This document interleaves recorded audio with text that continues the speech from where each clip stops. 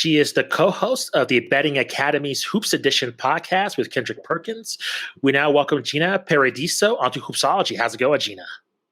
I'm well. Thanks for having me. Nice pronunciation on the last name as well. No problem. Good. It's a tongue twister for some people. That's one of the most nerve-wracking parts of doing the show is pronouncing somebody's last names. The interview's the easy parts, but it's the last names I make sure I try to get it right.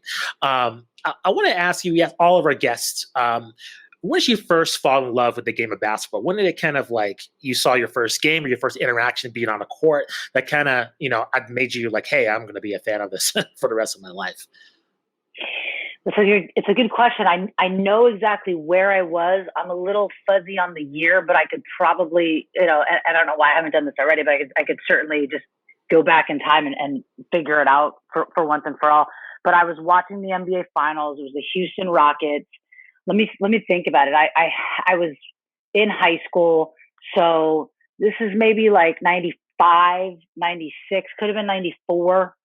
Could have been 97-ish. Anyway, Houston Rockets, they dominated there for a minute in those years, but Houston was in the finals. I remember, exactly the house I was in and the couch that I was sitting on watching the finals and just glued to the TV like I had never been before. And as a high school student athlete, I played basketball myself. I was going to go on to college and play basketball and thought, at that time, the WNBA was just starting to become a thing. So we had the ABL and I never expected to play pro, but I always thought basketball could certainly, get me a free education, which it did. And so I was into basketball and I was into the sneaker culture for sure of basketball. I rocked the Gary Paytons, the gloves with the zipper. Of course, I rocked the Kobe's when he was with Adidas, the KB8s. I think they call them Crazy 8s now, and they only retro them. Of course, I rocked the Concords, right? The Air Jordan, the 11s, and many others. Those are, I remember rocking, Jason Kidd shoes, Penny Hardaway shoes, of course, the Air Moores and Scottie Pippen shoes. So I was always into basketball, but the NBA, that was sort of the moment that I remember just being hooked. And it was, I grew up in California, so I was my family split on the Golden State Warriors and the Sacramento Kings. And at the time, the Kings were a lot better than the Warriors were for a lot of those years. But I remember the finals, just getting a chance to watch the Houston Rockets and just becoming, glued to my TV. My friends would call like Friday, Thursday night, hey, you want to go out? No, I wanted to stay in and just watch the finals. And it was that moment, like I said, I remember the house we were renting at the time, and the couch I was sitting on, I remember the color of it. I remember the whole makeup of the room and how I was glued to that television. So I would say that was the moment, somewhere in the mid 90s when I was in high school. Gotcha. And I know this might be a long question, but I guess from that first time that basketball and the NBA caught your attention to now, what are some things that have remained that you like, and what are things that you've seen through the evolution of the game that you might have questioned or might have, especially since you have a very extensive career within the game of basketball in terms of talking to several NBA players, your time at ESPN as well. Just, I guess what I'm asking is, have you seen anything that's maybe ruined what you've, first thought when you first saw, the NBA at that time you were alluding to, or has it enhanced it? Have you felt the opposite, where you fell more in love with the game, just being more involved with just the NBA and just the game of basketball as a whole? Yeah, the latter. The game has grown and been enhanced and gotten so much better. I mean, I think the only thing that you could argue about the NBA that hasn't gotten better are the sneakers. And I don't mean to say that the sneakers now aren't good, but Air Jordan, the ones, I mean, will any sneaker ever rival what Jordan and the ones, and maybe even through the 11s and the 12s? So for a good, decade plus, I don't know that we've had a run in sneakers like that. Kobe and LeBron James certainly you could make those arguments. I don't think they even compare at all. But that's probably the only thing that maybe hasn't gotten better. And I say that, and it's not a diss, because sneakers are really dope now. But like I said, it was just such a high bar with the shattered backboards and the band and all the sneakers that, even the Concords and just Jordan shoes that we grew up with, right? And now all the retros and just what they've been able to do. But I think the NBA has gotten better. I'm not one of those purists sort of, get off my lawn that the NBA is soft now and can't touch anyone, and there's too many free throws being taken, or James Harden is ruining the game, and I don't really do all the usage and the metrics and all that stuff, PER and those things either. I think the game is beautiful. I think it's totally a different game. It's certainly more offensive than it was back even in the 90s when I was watching those tough Houston and Detroit teams and Bulls teams, Jazz teams. More defensive minded. We had lower scoring games. Steph Curry has changed this game. He's my favorite player, one of my favorite players of all time, and a guy that I think doesn't get enough credit for, evolving this game single-handedly. But I love the game now. I loved it then. I love it more now just because I'm older, maybe more skin in the game now. You could bet on it now. But the work I've done and being able to work so closely with so many NBA athletes, the players, the way they care about their communities, is different. The way LeBron James steps up and puts the weight of the NBA on his shoulders, and Chris Paul does it, and so many others do it, and so many speak out against things that they know are wrong. And back in Michael Jordan's era, we didn't have as much of that, maybe, right? So I just think in so many ways the NBA has improved, and I can't wait to see where it's going. And I'm just a huge fan of it, more so today than I ever was. Gina, I wanted to ask you, you've had a fascinating career arc. I mean, you've gotten to do a lot of different things with your career. How did you get started with ESPN? And can you just kind of take us on that journey? Like, what did you major in college, and kind of how did you work your way to ESPN and to where you are now? Yeah, like I said, basketball got me a free education, which is nice. I majored in mass communications, media studies. I actually went to a small liberal arts school, and they were even able to give me a sports communication focus, right? That's to say that I didn't need my degree at all to do the job that I do now. I'm not telling kids not to go to college, certainly. But for me, I went to college because it was an opportunity to play sports longer before we, get into the real world and then have to retire, right? Because we're not going to go pro. So that was my biggest thing. Also, college is a wonderful thing, but for the career that I ended up jumping into, had I maybe just gone to Bristol, Connecticut as a PA for ESPN, like in 98 or 99, I sometimes think, damn, I wonder where I could have been at that company today. There's a lot of other factors, and there's one being that maybe they don't elevate women as they should there. So there are certainly other factors to think about, but it's something to think about. But I was like a late bloomer. I loved sports growing up. I played sports growing up at a high level, and then it just never dawned on me that I could work in sports. It just didn't seem like something you could do. I was like, well, I guess I'll go to graduate school, law school, or I don't know, like medical school. What I gotta do something noble, right? And so it dawned on me when I was in Los Angeles. I was bartending, and I was in this city, especially downtown, where Staples Center had gone up and been up, and it was becoming this amazing thing. The ESPN LA Production Center that is there now, right across from Staples and LA Live, was just being built. It wasn't even there yet. There was a lot of sports radio, Fox Sports, and other entities that had ascended downtown LA at the time that I was there. I was bartending. It was strategic that I was there, but I didn't necessarily know what kind of job I was going to get from being in those circles. And then it dawned on me early on, just being around everyone in this community who were involved and interested in sports and sports media, that this would maybe be my path and my route. So I met the right people, of course. Put yourself in the right positions, the right circles, meet the right people. A little bit of luck, obviously, a good amount of timing, and I was able to take a job back east in New York, half New York, half Connecticut, working for the ESPYs, which was at the time an ESPN in-house that had just moved out of house. So we were centered in New York City, and it was just a wonderful way to start a career in sports right out of the gate. I have a question for you, Gina. Just through ESPN's coverage of the NBA and WNBA, I think, personally, in my opinion, correct me if I'm wrong, it seems to be like a huge turning point that took place when the pandemic hit, particularly with the WNBA in terms of the coverage that was on that network. And not only that, but seeing Maria Taylor being the the single host of the NBA Countdown, and Rachel Nichols being, obvious. I think it's the most popular NBA show on ESPN, The Jump. But how have you think the network has changed overall in terms of their coverage? Because I think ESPN has gone through tons of changes in regards to how they present the NBA. And now it seems like they're finally hitting their stride. I feel like they finally got, with Kendrick Perkins and Jalen Rose. And I mentioned the other hosts as well. Do you think that the coverage is finally at a level where it can remain stable for years to come, compared to like the TNT, like we've seen them be around for years? Do you think finally they have the right recipe to, I guess, keep the coverage consistent all the way through? NBA coverage or WNBA coverage? I would say basketball.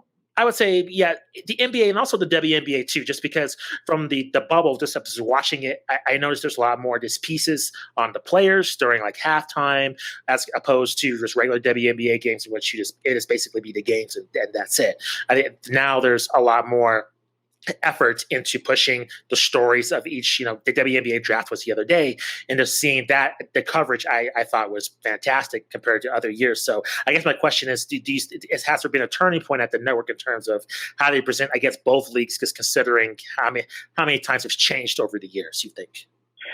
Well, totally different answers, because their coverage of the NBA is this way, and their coverage of the W and women's basketball is this way. So I'll break it up into two questions, because Sure. I can't answer it truthfully with one umbrella question. Sure. The coverage of NBA at ESPN, of course, stems from the broadcast deal, which is up in 4 years. So we'll see.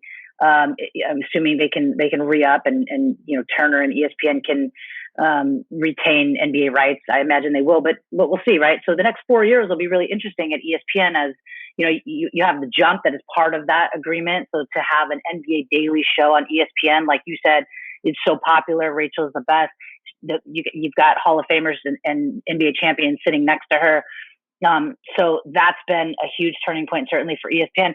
I think it's all focused on talent. TNT has always had the better talent. They've always had the Charles Barkleys and the Shaquille O'Neals, the Dwayne Wades.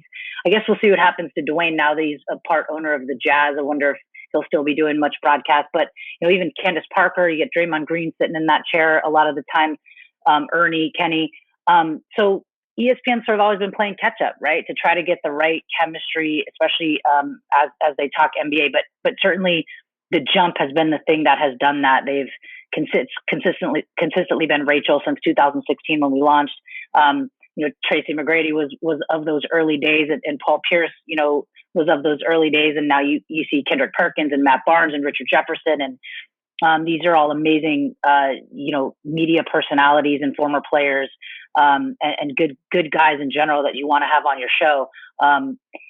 So I think in that regard, what the Jump is doing is spectacular. I think they're offering something that the ESPN needs to continue to do, and hopefully they will, even in 4 years. NBA Countdown has almost always been hosted by a woman. I mean, you think back to Sage Steele, Doris Burke, Michelle Beadle, Maria Taylor. So Rachel Nichols has hosted NBA Countdown. So that's amazing of them as well, to keep having women host from that chair on such a big platform. Great job, ESPN. I won't get too enthusiastic, but well done. But so yeah, the NBA coverage is there for the taking. I mean, whenever you have a broadcast deal and you have games, you're gonna be really well positioned. But what they've been able to do with the Jump, what Rachel has been able to do with the Jump and her team, has, I think, really put them on the map in terms of having that steady, consistent, credible NBA voice. And I think, it's hard to compare apples to oranges. Inside the NBA is a post-game show, right? I mean, they sometimes they do they always are there at halftime, but the post-game show is really why people are tuning in and watching, an hour after the game has ended. Whereas NBA Countdown's a pre-game show, so it's different. Sometimes they do halftime. Sometimes it's Scott Van Pelt now. He also, does the post game. So it's different. It's different vibe. And then the Jump is a daily show in the middle of the afternoon. So to compare those things to what Inside the NBA is, I think is unfair. But obviously a great barometer. Hard to catch those guys and what they're doing at Turner. Shout out Tara August and everyone there. On the women's side, I think they've got a long way to go. I think the draft should have been in person. I don't think that's ESPN's fault. Maybe it's something the WNBA should have done. We've had in-person drafts since coronavirus, and they could have maybe spent the money and done it and given that opportunity to these women. It's really hard to make a WNBA team. There's only 144 spots. Sue Bird is still playing and Diana Taurasi is still playing, and they're not looking to retire anytime soon. So it's really hard. You got to fight just to make it, even if you're a first round pick in the WNBA. So yeah, I mean, I think you look at what Chene has been able to do, executive producing documentaries from the bubble. You look at what Sue Bird's been able to do. She started her own media company to tell more stories and get more, interest in women's sports and the coverage. But I think those things are being fed to ESPN. I don't know that ESPN's the initiator. I think that's the problem. So I hope that answers your question. Yeah, it does. And Matt knows I've been on Matt's case because I've complained about ESPN's coverage of the WNBA for years, just in terms of, you have an agreement with this league, and yet with ESPN, I've seen better coverage of leagues that they don't have any financial ties to, like the UFC years ago, and like they hated mixed martial arts, and yet they're doing interviews with them, and yet they have an agreement with the WNBA, and their coverage is abysmal, in my opinion, in years past. So, but believe me, I was quite upset, to say the least. But I think at least now I've seen some strides being made, so I think that's a positive. I agree with you; it is a long way to go. I just think to have that equivalency to what the coverage is of the men's game, I think they would go a long ways in helping themselves out in terms of just boosting the ratings of the WNBA if they were to present the same coverage, because I think having it, equal to their other sports would, I think, get the viewers excited about the players that are participating, because it's just been irritating seeing some of the host of SportsCenter just presented WNBA highlights, and just the way that they're saying it's not with the same enthusiasm compared to any other sport. So that's always been a beef personally with me in terms of just getting assignment into the league. So that's always been a kind of a thing of mine.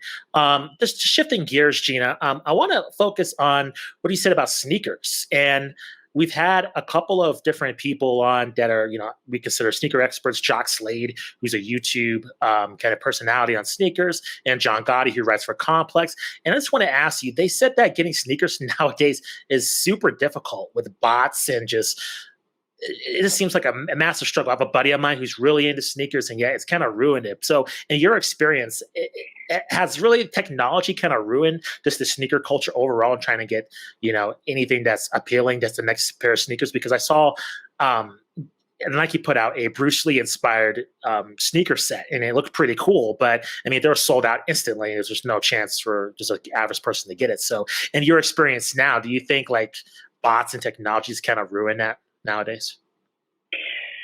I don't, because you just got to be a little more resourceful. But you said John Gotti, and that's amazing. I always forget that there is a John Gotti in the speaker world, because in the sneaker world. Sorry, because it's just I'm Italian. I always revert back to mafia names and all these things. But yeah, like you said, John Gotti. Oh yeah, I know who you're talking about. But yeah, I think there are so many resellers out there.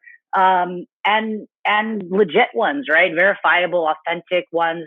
You have the sneakers app, which definitely bogs down, and you've got GOAT, and you've got StockX and Network and so many others. But you also have, resellers probably in your local towns and cities, depending on where you live, internationally and domestically, that you can go to and you can buy sneakers and get the sneakers you want. You probably have a friend of a friend of a friend who sells sneakers.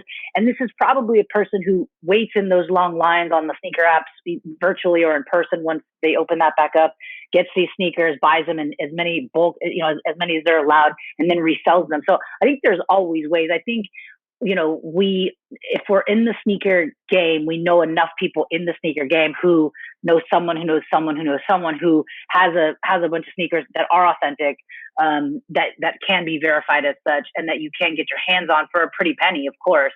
I think it just depends on how long you want to wait. Do you want to deal with, like you said, the app, the technology, the virtual waiting line, and dealing with some of the heartbreak that people feel when they take an L and they don't get the sneakers they want. But somebody got the sneakers. So there's always a way to get the sneakers you want if you can figure out those people who actually did take a W on that day and got them, and you can go maybe, work something out to get them from them. So I don't think it's harder. I think it's probably frustrating. And I think it's probably, brands are being smart. They're producing less amounts to make this like feel very exclusive. Kanye really ushered that in, right? So you only make 100 sneakers or 500 sneakers and just drive this whole thing up. But that makes it cool and that makes it fun, and that keeps people piqued and interested and chasing it down. And that's sort of the fun of sneakers is the you're trying to conquer something, right? You're a conqueror, like PJ Tucker. I mean, he's so patient. He wait years to get the Oregon, the Jordans, the UNC, the Ducks, whatever sneaker he wants. That's $40,000 or whatever. DJ Khaled's only got he's got one pair, and there's only 3 on the planet. And so, if you got the money, patience, definitely. But I even think for civilians, like the rest of us, there are ins and outs and ways you can just be very resourceful and find the sneakers you want through word of mouth and social networking for sure. Social media is really a good way to do it if you don't want to wait on the long lines in the apps. And I don't. I'm with you. I never get my sneakers from a sneaker app. I rarely buy my sneakers with the markups from even like a GOAT or a StockX sometimes. But for the most part, I try to take some back channels and find someone who might know of where I can get the sneaker I want in my size. You got to pay a little more for it, but that's okay. Gina, I just wanted to get your thoughts quickly. It's been kind of topical since late February, really, and we've talked about it quite a bit on the show about NBA Top Shot. What are your thoughts on Top Shot? Do you kind of see it as a viable kind of future entity for the NBA moving forward and potentially for the WNBA? And do you kind of buy Top Shot, over the traditional like trading cards and things like that? I don't. I get it, but like I don't get it. You know what I mean? I understand NFT and blockchain and I get it, but what are you going to do? Like crypto art and some of these digital moments, like especially Top Shot. What are you going to do? Like when you have your friends come over, like pull out your iPad and like show them your Top Shots and like loop it, or maybe Apple someday will build us a 65-inch iPad and we could just mount it on the wall. And so like art, when people come into the house, you guys check out my Vince Carter dunk in the Olympics, or whatever, like check out my Blake Griffin over Kendrick Perkins. Like who cares? You know what I mean? Like art hangs on your wall and it appreciates. I think Top Shots appreciate. I'm not an expert by any means. I know that there's value, especially if you can spend 6 figures and hold on to it at least a year just to get yourself free and clear of paying taxes on it. So I know there's value, but I just wonder, especially with like an NBA Top Shot, like who really owns it? There's rights and clearances and licensing. Like, do you really own it? I know there's a blockchain. I know there are things, right? I get it, but it's not for me. Trading cards are really cool. Like, I grew up in the 80s and 90s when we had baseball cards and tops and, whatever it was. And now there's Panini and you could just trade cards. It was fun. It was like trading Nintendo cartridges, right? Like you would beat like balloon fight and then trade it to your friend for Super Mario 3 or whatever. Like that's cool. I like having like a tangible thing. I don't think that's like an old school thing about me. I just think that is something like a sneaker, by the way, which depreciates as soon as you put them on your feet. So keep them in your plastic cases and keep them clean and mint. But a trading card, same thing. Slap that into the fiberglass and hold on to it, and something you could pass down to your children, right? Especially, by then people are going to be like, "What is this handheld thing that you have? What is this hard copy?" It kind of makes it, I think, pretty cool. But the Top Shot of it, I'm not. I don't know. Will it be around? I don't think so. Maybe I'm wrong. Bitcoin and crypto, I know it's coming, but Top Shot specifically, I don't think so. If I had to invest in something right now and put my money into something right now in an industry that I thought was going to grow exponentially, let's say by the year 2025, it would be sports betting. It would be, sports books. And as they start to legalize in all 50 states, like the FanDuels and DraftKings, I think that's where I'd invest in companies that are in those lanes versus Top Shot type of digital collectible. Not really my thing. Gotcha. That's interesting because even though I feel like Top Shot hasn't reached its full popularity yet, I feel there's a lot of enthusiasm. So it's good to speak to somebody who is not really enthusiastic about it, and you're more looking for like the regular trading cards of things. I want to talk to you about that specifically when the pandemic hit, because it seemed like there was a huge boom in just the trading cards industry itself, just on YouTube and then on social media. Is it just a point of just because people didn't have things to do, so they want you to try trading cards, or do you think there's something more tangible there when things do get back to normal? The trading card market still is going to be pretty hot, because that's when I first, before NBA Top Shot was a thing, it was, I believe the Kobe card went for, I forgot how much, but an unbelievable amount of money. But it just seems like that industry blew up during the pandemic. So I'm just wondering, do you think that has legs past when things kind of get back to normal, you think? Yeah, I mean, I hope so. Things that blew up during the pandemic, audio, right? And podcasting, Zooms, right? Peloton, Tonal, trading cards, certainly, Disney Plus. I mean, yeah, I mean, I think all of these things have legs beyond just the pandemic because they sort of cycled themselves back into our lives, right? Like I said, I played with, trading cards and actually played physical games with them.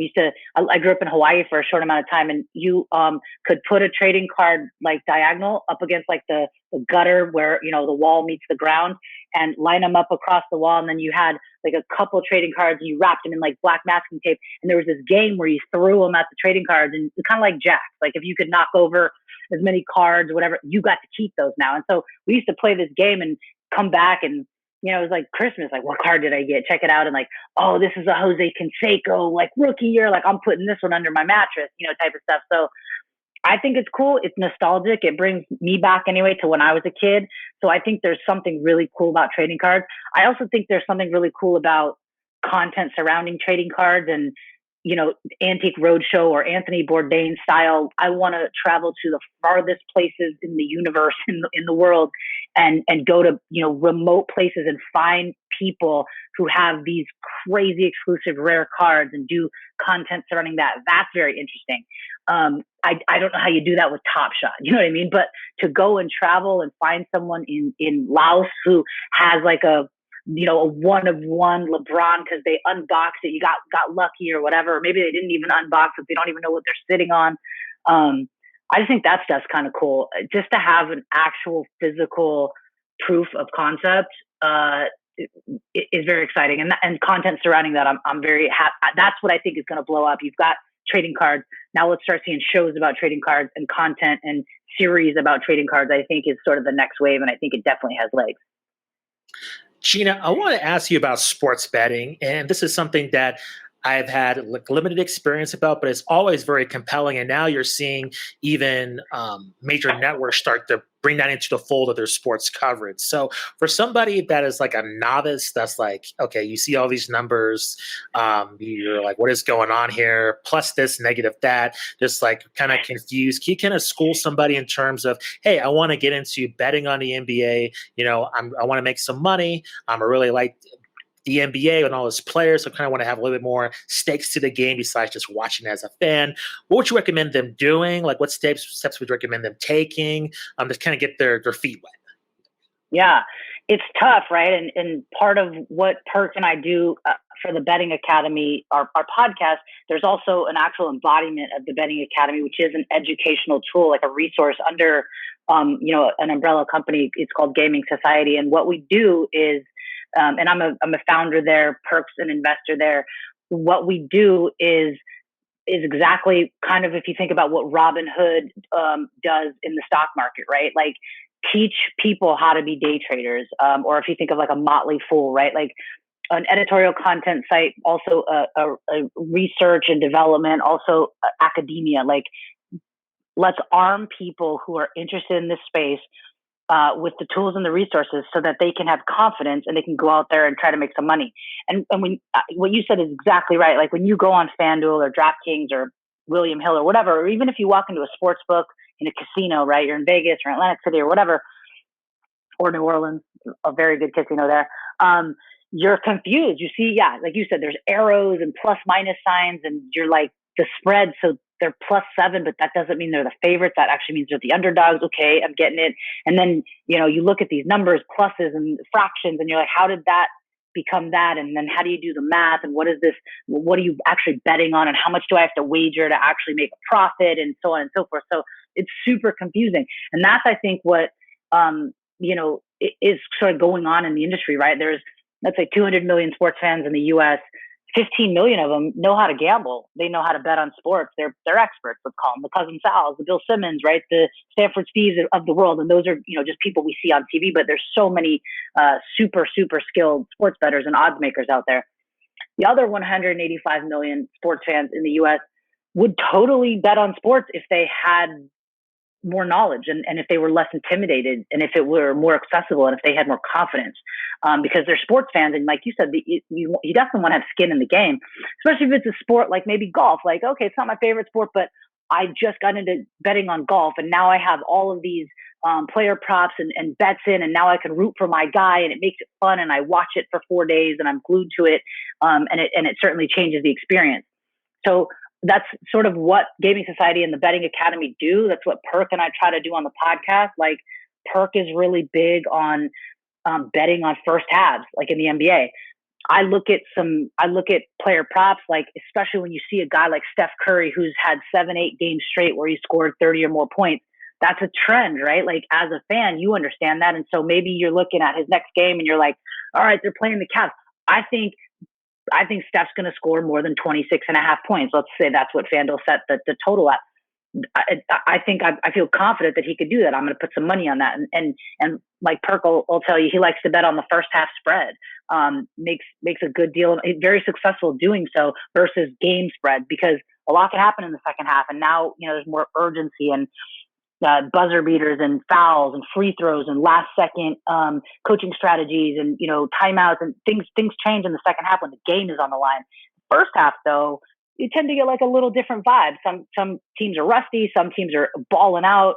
That trend maybe changes in the second half. So Perk likes to bet on first halves. I think that's like a very interesting strategy, and there are so many others. But that's really what it is. It's just information and education. Just when someone breaks down to you how to if you look at Fortnite by yourself, you're like, I'm never going to understand this. But if someone, even like your kid brother, is like, okay, let me take you through it. Here's how you do Fortnite, right? It's the same thing in sports betting. So if you have someone sort of hold your hand, show you the ropes, show you a couple cool strategies, but also just give you the basic information. Let's define spread. Let's define total. Let's understand what the favorite and the underdog is and by how much. And let's understand why. Let's look at injury reports. Let's look at load management, health and safety protocols. COVID has changed a lot of things, including how much defense teams are playing this year. 0. So you look at the total, maybe you want to take the over because teams just aren't playing defense. And so maybe you expect a team to score more, the two teams combined to score 240 points versus 230. So little things like that, just understanding all the factors. And then of course, you gotta be comfortable and confident, just like if you walked into a casino to play blackjack. You probably wouldn't do that unless you were super drunk, without any idea how to play the game, especially when you're sitting with people who do play the game. You don't want to look like an idiot. You want to understand the book and how to play it. And so that's important. We're trying to normalize that and make it easier for people, more accessible, give them information so that they can go on FanDuel and place confident bets and hopefully make some money. That's so awesome. Just as a more kind of specific question, do you find that, I've heard people say in terms of sports betting, like, don't bet on basketball unless you're crazy, which, I don't know. I think you can be successful at it, depending on, like you said, like kind of your knowledge level and confidence that you can have in certain things. With basketball and the NBA in particular, I guess, would you say that there's, like, this time of year specifically, where after the All-Star break, we're kind of lining up seeds in the playoffs as we go in the NBA season, is this a more volatile time to bet because of teams that might be tanking, things like that we might not, certainly not intentional in those types of things, but you just don't know. And also this season in particular, with COVID guidelines, confounding factors like that, has it been any more volatile of a season to do sports betting compared to years past? So I guess that's kind of a 2-part question there. Not for me, but I understand the concern. And I also understand, football, you can't score a point without scoring six. So, you know what I mean? Like the increments of how many points you can score in football, right? You can score three, you can score two, you can score three, you can score six, and then you can get one or two more after that. But like, so I get it. Cause in basketball, it's just point, 2 point, 3 points. It's just so back and forth. It's tough. There's a lot more margin for, let's say, you to lose to the house, right? Maybe you believe that. Not everyone believes that, but I understand the concern. I think a good way to think about it is there's always going to be something. There's going to be injuries. There's going to be weather. Like in college football, you play outdoors, whatever it is. There's going to be partying the night before in South Beach. There's going to be things, right? There's going to be suspensions and all kinds of things that can happen to athletes in sports. So as a sports bettor, specifically in the NBA and specifically this year, maybe you just pick your poisons. Like maybe you don't bet on the game total, but you've had a little more success betting on the first half, right? And that's why I think Perk does it, especially more so this year than ever. So I've followed that guideline, and I've had more success this year than I've ever had in years past. Maybe you look at player props. Like we said, you look at a trend like Russell Westbrook, recording a triple double. That shit just happens like all the time, it seems like. So maybe that's your bet. Steph Curry scoring 30 plus. Steph Curry hitting 10 plus threes. He did it 3 times this past week, 3 times in a week. So, there are trends you can bet on. It's just like roulette. Like when you walk up to the roulette table and you're superstitious and you're, scraping your chips around and you're looking up at the screen and you see black has hit 7 times. Are you going to put your money on black right there, or are you going to bet against it and think it's going to hit red now because it's hit 7 times on black? No way it'll hit again, right? Like you size it up the same way in sports betting. So you just got to pick your poison. Like I said, I think the thing that people say is that take the under, you'll win more money, you'll be more successful. That's probably true, like historically, right? Take the under. This year in the NBA, however, no one's playing defense. Guys are sitting out. Awards matter to guys. You don't think Jokic and Embiid and even Steph Curry want to win MVP and will do everything they can night in and night out to put up big numbers individually? So think of individual props. Think of teams running up scores because no one's playing defense, right? Think about who's sitting. If Kawhi is sitting or Miles Turner is sitting or Rudy Gobert is sitting, these are elite defensive players. So the team they're playing, maybe I'm taking the over. You don't have an elite defender in there, and already we know everyone else isn't playing defense. Probably going to get a lot of buckets in this game. So I just think and those are the nuances that you learn as you go through it, and you have someone helping you do that. I wouldn't know any of this shit if it weren't for Perk. Cousin Sal has been a great mentor, and he's a partner of ours with the podcast as well as the company. So I wouldn't know any of these things without people who have been there and are experts, and I think that's what we lean on when we're looking to get into it. Gina, last question, and we'll let you go. As we head to the home stretch and towards the playoffs, it's going to be a new frontier, so to speak. With we had the play-in tournament in the bubble, and now we have the play-in tournament, with actually teams going on the road. So, how do you think that's going to affect betting? You think, and overall, just enjoyment in terms of just watching the playoffs overall? Is that something that's exciting to you? Something that's like a bummer? Where do you come out on it? It's super exciting. Play-in is the best thing that the NBA has done. I mean, it's so fun. I understand that teams like the Grizzlies, the Spurs, the Mavericks, they have really brutal schedules looking ahead because of all the rescheduled games and the COVID protocols. And now you got to make up a bunch of games and play a bunch of 3 and 4s or 5 and 7s. It is tough. I understand how tough it is. We're seeing guys get injured. We hope Donovan Mitchell's, okay, but we saw Jamal Murray go down. Those things happen in years where there isn't COVID, and it seems that they're happening this year as well. And at the very least, I'm sure that COVID and some of these things have something to do with it. Although it's really hard to trace it back to a single factor, right? But sure, like the play-in is so important and so exciting. And I know some of the guys, Luka, don't want to play in it. Well, then handle your business and get a 1 through 6 seed. Luka was, when the season started, the favorite to be MVP. he's not even in the in my mind, not even in the conversation. Like, handle your business, Luka. You're the MVP of this league, supposedly, and you could have had your team sitting 1 through 6. And now you're not. You might have to play in. It is what it is.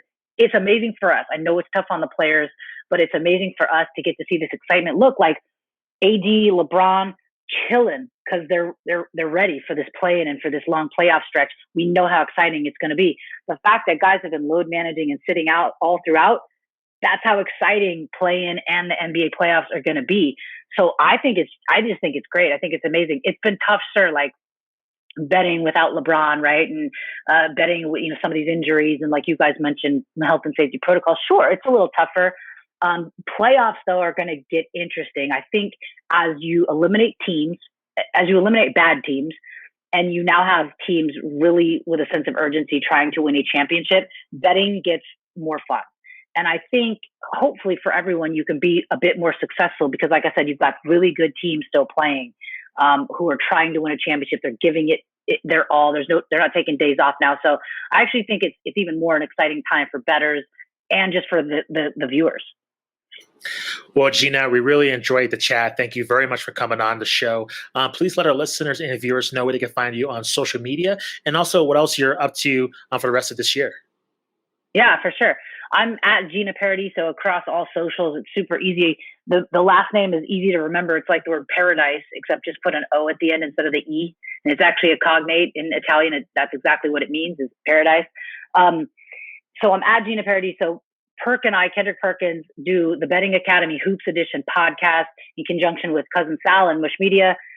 FanDuel's our sponsor. We're on Apple and Spotify under the Money Grab banner, or anywhere you get podcasts.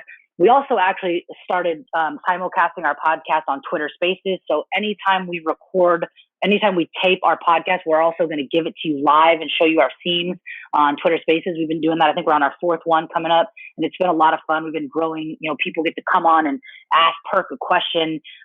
So go toe to toe with the big fellow, which is always fun. So for me, that's sort of what I'm doing for the rest of the year.